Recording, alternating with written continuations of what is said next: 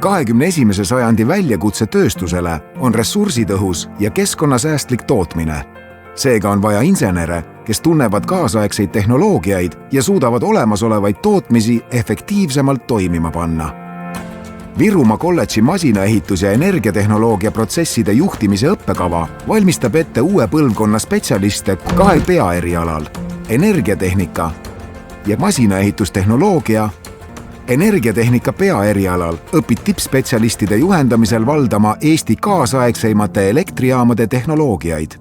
Õppetöö osana kavandad nii päikese kui tuuleenergial põhinevat energiatootmist.